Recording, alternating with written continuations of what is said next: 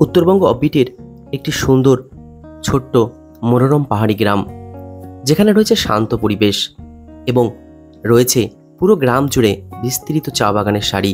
যখনই চোখের সামনে এরকম সবুজ চা বাগান চোখে পড়ে, তখনই হাতছানিতে ডাকে এই চা বাগান, আয় আরেকবার ঘুরে যা। ব্যস্ততম জীবন থেকে বেরিয়েও মনের টানে আবার ছুটে যাই এই চা বাগানে। চারিদিকে সবুজ চা বাগানের মধ্যে অবস্থিত একটি ছোট্ট পাহাড়ি গ্রাম রঙ্গারুন। বন্ধুরা, আমি পবিত্র, সবাইকে স্বাগত পবিত্র ট্রাভেল গাইড চ্যানেলের আরও একটি নতুন ইনফরমেটিভ ভিডিওতে। আজকের ভিডিওটি থেকে আপনারা জানতে পারবেন রঙ্গারুন জায়গাটি আসলে কোথায় অবস্থিত, কিভাবে আসবেন, এনজেপি থেকে কত দূরে, রঙ্গারুনে পৌঁছে আপনারা কোথায় থাকবেন। এই ভিডিওটিতে থাকছে বেশ কিছু থাকার জায়গার খোঁজ। এখানে আসতে হলে গাড়ির খরচ কীরকম, থাকছে একজন ভালো ড্রাইভারের খোঁজও। সঙ্গে এখানে আপনারা কিভাবে ঘুরবেন, কি কি আছে এখানে দেখার জন্য, খরচ কত হতে পারে, থাকছে A to Z সমস্ত তথ্য। তাই বন্ধুদের ভিডিওটি সম্পূর্ণ দেখার অনুরোধ রইল। আর যদি ভিডিওটি আপনাদের একটু ভালো লাগে বা যদি আপনাদের একটু কাজে লাগে, ভিডিওটিকে একটা লাইক করবারও অনুরোধ রইল। প্রথমেই বলি, আপনারা এই অপূর্ব গ্রাম রঙ্গারুনে কিভাবে আসবেন। আপনারা যদি রঙ্গারুনে আসতে চান, তাহলে সব থেকে কাছের রেলওয়ে স্টেশনটি হলো এনজেপি বা শিলিগুড়ি রেলওয়ে স্টেশন। সেখান থেকে গাড়ি রিজার্ভ করে সরাসরি চলে আসতে পারেন এই রঙ্গারুনে। এনজেপি থেকে এই রঙ্গারুনের দূরত্ব মাত্র 72 কিলোমিটার। আমরা নদিয়ার পায়রাডাঙ্গা রেল স্টেশন থেকে রওনা দিয়ে পৌঁছালাম নৈহাটি রেল স্টেশনে। এবার আমরা এনজেপি যাচ্ছি 131411 তিস্তা তোরসা এক্সপ্রেস ধরে। এই ট্রেনটি শিয়ালদা ছাড়ে বেলা 3টের সময় আর নৈহাটি ছাড়ে 3:58 আর এই ট্রেনটি এনজেপি পৌঁছায় রাত 2:10। এই ট্রেনের স্লিপার ক্লাসের ভাড়া 340 টাকা, থার্ড এসির ভাড়া 920 টাকা, সেকেন্ড এসির ভাড়া 1305 টাকা। আমাদের ট্রেনটি প্রায় রাত 2:30 থেকে 3টের মধ্যেই পৌঁছে দিল এনজেপি রেলওয়ে স্টেশন। আপনারা চাইলে সকালে যে ট্রেনগুলি এনজেপি পৌঁছায় সেগুলোও করেও কিন্তু আসতে পারেন এনজেপিতে। আমরা এনজেপি পৌঁছে আমরা সময় কাটিয়েছিলাম এক্সিকিউটিভ লাউঞ্জে। এখানে পার ঘন্টা 50 টাকা চার্জে সোফা পাতানো আছে, আপনারা সুন্দর বসে রিল্যাক্সে সময় কাটাতে পারেন। সারা রাত ধরে খুব বৃষ্টি হওয়ার পর সকালবেলা বৃষ্টির হালকা বিরতি তবুও হয়ে চলেছে। তার মধ্যেই আমরা প্রায় সকাল 6:30টার কাছাকাছি সময়ে গাড়ি নিয়ে রওনা দিলাম রঙ্গারুনের উদ্দেশ্যে। আমাদের আজকের গাড়ির ড্রাইভারের নাম মনীশ রয়। এই মনীশ রয়ের বাড়ি কিন্তু রঙ্গারুনেই। আমি আগে থেকে এনাকে বুক করে নিয়েছিলাম। আপনারা যদি চান বুক করতে পারেন। অন স্ক্রিনে কন্ট্যাক্ট নাম্বার শেয়ার করা হলো 6295185307। এই মনীশ রয়ের বয়স কিন্তু খুব বেশি না, অল্প বয়স, খুব ভালোই গাড়ি চালান। চাইলে আপনাদের ট্যুরের জন্য কিন্তু কন্ট্যাক্ট করতে পারেন। রঙ্গারুন পর্যন্ত পৌঁছাতে এনজেপি থেকে আমাদের গাড়ি ভাড়া পড়েছিল 3200 টাকা। সেই রাত থেকে বৃষ্টি হয়ে চলেছে অবিরাম, থামবার জো নেই। তবে বর্ষাকালে পাহাড়ের সৌন্দর্য অন্যরকম। এই সময় পাহাড়ের সৌন্দর্য আরও বেশি। চারিদিকে সবুজ পাহাড় আপনাকে স্বাগত জানাবে। আমরা রঙ্গারুন যাচ্ছি কার্শিয়াংয়ের উপর দিয়ে, আর কার্শিয়াংয়ের উপর দিয়ে যাওয়ার পথে, যাত্রাপথে আমরা দেখতে পেলাম ঠিক রাস্তার ধারেই এরকম একটি অসাধারণ ওয়াটারফল। বর্ষাকালে ওয়াটারফলগুলি জলে পূর্ণ, অসাধারণ লাগছিল। আর কিছুটা সময় কাটালাম কার্শিয়াং ভিউ পয়েন্টে, যেখান থেকে চারপাশের প্রকৃতির অসাধারণ সৌন্দর্য দেখতে পাওয়া যায়। সকাল 9টার মধ্যে আমরা এসে পৌঁছলাম রঙ্গারুন। রঙ্গারুন দার্জিলিং জেলার মধ্যে অবস্থিত উত্তরবঙ্গ অফবিট একটি অপূর্ব সুন্দর ছোট্ট পাহাড়ি গ্রাম। দার্জিলিং থেকে মাত্র 18 কিলোমিটার দূরে অবস্থিত, কিন্তু দার্জিলিংয়ের ভিড় থেকে একদম মুক্ত, শান্ত নিরিবিলি পরিবেশে দার্জিলিং পাহাড়ের ঠিক উল্টো পাড়ে অবস্থিত এই ছোট্ট অপূর্ব পাহাড়ি গ্রাম রঙ্গারুন। এই রঙ্গারুনে এসে আপনারা থাকবেন কোথায়? আমরা ছিলাম একদম চা বাগানের পাশে গিয়ালচেন হোমস্টেতে। এই হলো আমাদের রুমটি বেশ সুন্দর, গোছানো, পরিষ্কার পরিচ্ছন্ন। আর রুমের সামনের ব্যালকনি থেকে সুন্দর চা বাগানের দৃশ্য দারুণভাবে উপভোগ করা যায়। আপনাদের সুবিধার্থে আমি আরও কিছু এখানে থাকার জায়গার খোঁজ শেয়ার করছি আপনাদের সঙ্গে, আশা করি কাজে লাগতে পারে। এই গিয়ালচেন হোমস্টে ছাড়াও এখানকার জনপ্রিয় হোমস্টে আপনারা খালিং হোমস্টেতে থাকতে পারেন। অন স্ক্রিনে এই খালিং হোমস্টের কন্ট্যাক্ট নাম্বার শেয়ার করা হলো, আপনারা চাইলে কন্ট্যাক্ট করতে পারেন।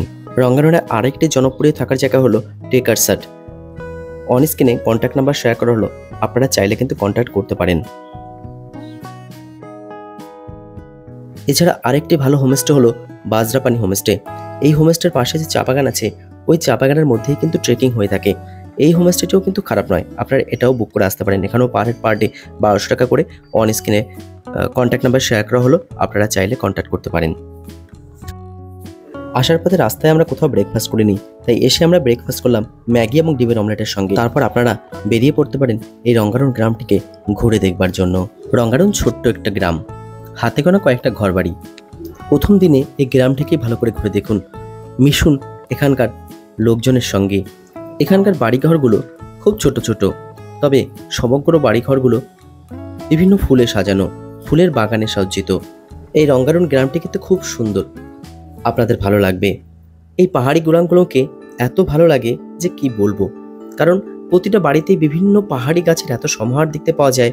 সত্যি সেই গাছগুলো দেখার জন্যই যেন এই বাড়িগুলোতে ছুটে যাওয়া। এত সুন্দর সুন্দর গাছের সমাহার, এক কথায় অনবদ্য, কি যে ভালো লাগে বলে বোঝানো সম্ভব নয়। বিভিন্ন ফুলের গাছ ও বিভিন্ন পাহাড়ি গাছের সমাহারে পূর্ণ এই ছোট্ট রূপকথার জগৎ রঙ্গারুন গ্রামটিকে খুব ভালো করে ঘুরে দেখে আমরা ফিরে এলাম আমাদের হোটেলে, আমাদের হোমস্টে। একটু ফ্রেশ হই, প্রথমে লাঞ্চ করলাম। লাঞ্চ করার পর আজকের দিন সম্পূর্ণ রেস্ট। বিকালবেলা ঠিক আমাদের হোমস্টের পাশেই রয়েছে একটা অপূর্ব সুন্দর চা বাগান। চা বাগানে বেশ কিছুটা সময় কাটালাম। সন্ধ্যা পারতেই আমাদের জন্য চলে এলো চা এবং পেঁয়াজের পকোড়া। এখনো পর্যন্ত হোমস্টের খাওয়া দাওয়া এবং রান্নাবান্নার যা কোয়ালিটি যথেষ্টই ভালো, আমার খুব একটা খারাপ লাগছে না। রাত প্রায় 9টার সময় আমরা ডিনার করলাম, আর এই ডিনারের মধ্য দিয়েই আমাদের এই রঙ্গারুন ট্যুরের প্রথম দিনের সমাপ্তি ঘটল। বন্ধুরা সবাইকে গুড মর্নিং রঙ্গারুন থেকে। আর এই মুহূর্তে আমি রয়েছি রঙ্গারুনের গিয়ালচেন হোমস্টের ব্যালকনিতে দাঁড়িয়ে। সেখান থেকে চায়ে চুমুক দিতে দিতে অপূর্ব অসাধারণ প্রকৃতি দর্শন। আজ দ্বিতীয় দিন সকালবেলা, সকালের গরম গরম ব্রেকফাস্ট করে আজকে বেরিয়ে পড়ুন ট্রেকিংয়ের উদ্দেশ্যে। এই রঙ্গারুনে থেকে আপনারা 3 ধরনের ট্রেকিং করতে পারেন। প্রথম এবং সবথেকে সেরা যে ট্রেকিংটা আছে, চা বাগানের মধ্যে দিয়ে ধীরে ধীরে নিচের দিকে নেমে একদম রংবং নদী তীরে পৌঁছে যাওয়া। আর এছাড়াও এখান থেকে ট্রেকিং করে আপনারা টাইগার হিল বা দাওয়া পানি পর্যন্তও কিন্তু যেতে পারেন।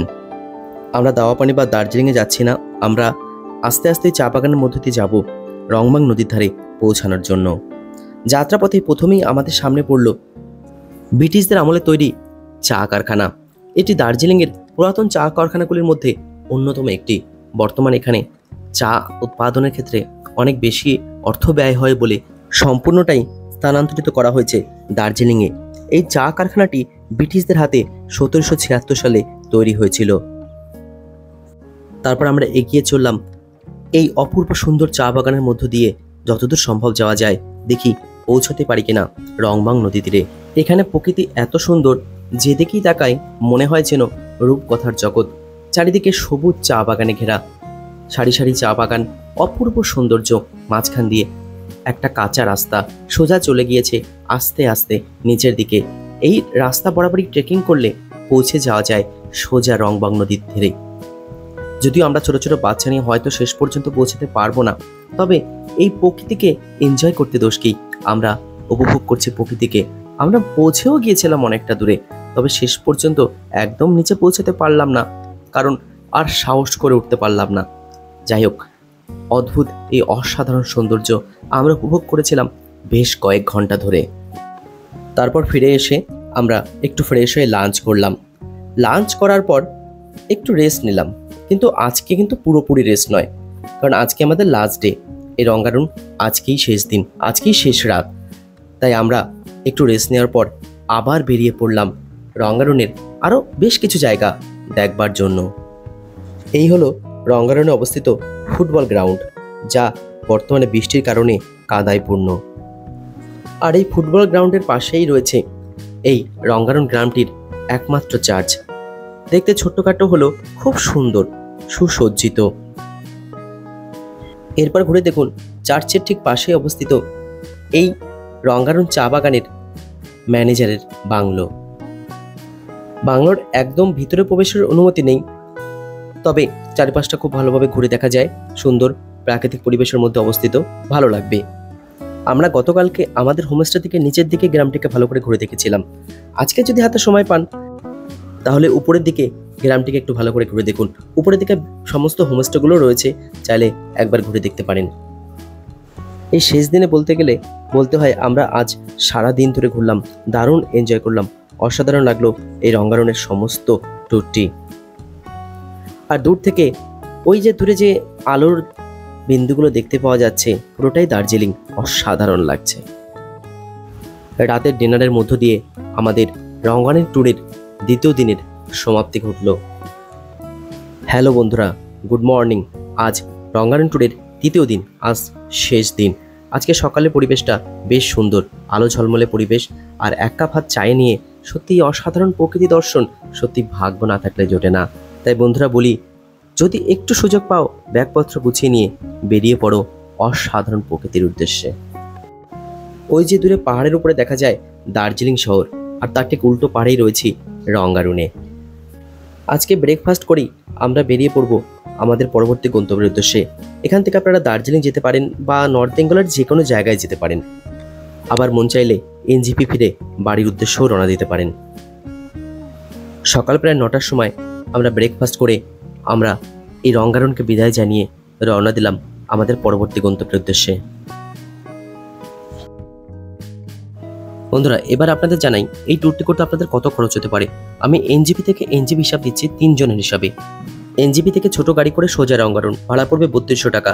আর রঙ্গারণে পৌঁছে আপনারা হোমস্টে থাকবেন পার হেড পার ডে অনুসারে। সেক্ষেত্রে পার হেড হোমস্টের খরচ 1200 টাকা। সেক্ষেত্রে পার ডে 3 জনের ভাড়া 3600 টাকা। তাহলে দুদিনের মোট খরচ 7200 টাকা। আবার ফেরার দিনকে আপনারা গাড়ি করবেন, গাড়ির ক্ষেত্রে সেক্ষেত্রে ভাড়া পড়বে মাত্র 3200 টাকা।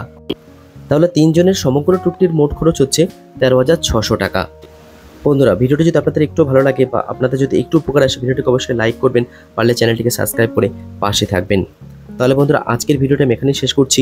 খুব শীঘ্রই দেখা হচ্ছে আরও একটি নতুন ইনফরমেটিভ ভিডিও নিয়ে। ততদিন ভালো থাকবেন, সুস্থ থাকবেন। ধন্যবাদ।